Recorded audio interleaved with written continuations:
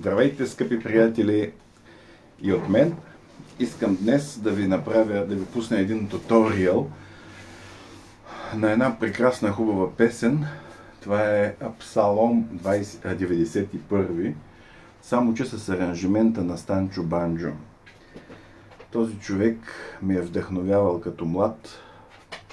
Той отиде при своя създател, при Спасителят си. Но искам да продължиме неговата мисия като християнско кънтри в България. Нещо, което малко хора могат да изпълняват и не се чува навсякъде. И малко хора знаят неговия аранжимент на тази стара песен, този стар химн.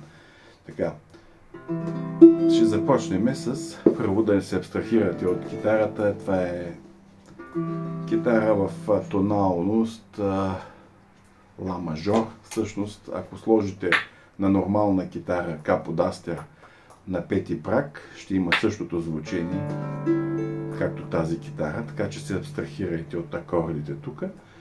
С до мажор слагаме до мажор, или както е на нормалните китари, по този начин или този начин, които са в ми настроени, но аз се правя така. И това е първия акорд. Може да започнем. Който живее на покрива, грешка, под покрива. Който живее под покрива, сол мажор, на Всевишния. Връщаме. Може да сложим седмица тук, като преход. Той обитава F. В сянката на G се могъщия. Ако искаме, пак слагаме седмица. Ако ни е трудно, пак F. И ще казва: Бог е мое G.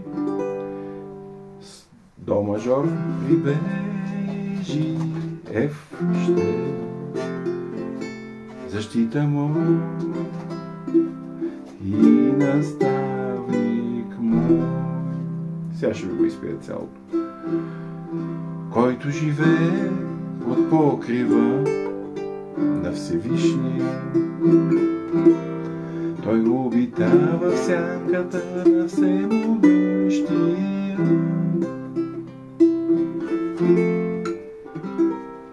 И ще казва: Бог е мое убежище, защита му и наставник му. Това може да се повтори два пъти. Втория куплет е по-интересен, защото вдигаме малко тоналността и започваме с ре мажор.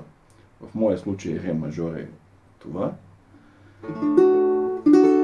Само тук тези струни, като обикновено укулеле, а пък обикновените китари, това е ре мажор, така се хваща.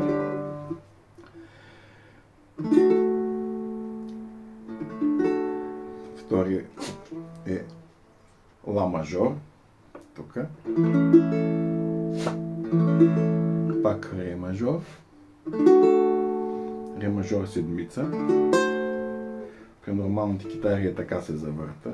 От тук, идвайте тук, а в моя случай така само едно пръстче слагам тук на четвърта струна. Пак G, ла мажор, ре мажор, седмица, G, ла, ре, G, ре, ла. И вижте какво се получава. Така.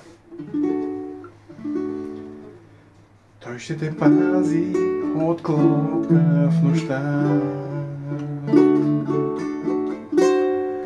и денем от летяща стрела.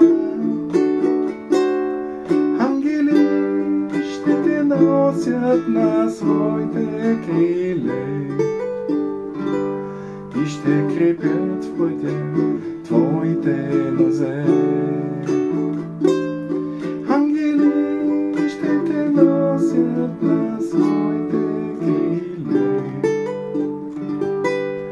и ще крепят в пътя моите нозе.